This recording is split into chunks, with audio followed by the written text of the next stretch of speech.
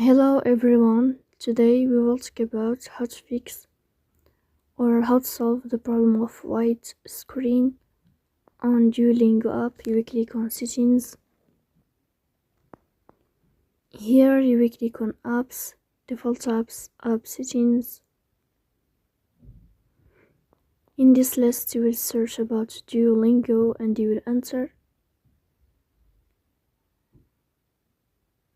In this page of app info, you will click on first stop and you will click OK. Here you will enter to the window of storage. Here we click on clear cache. Then you will turn off your Wi-Fi and you will turn on your Wi-Fi again to fix that problem. So please don't forget to support us by like and subscribe.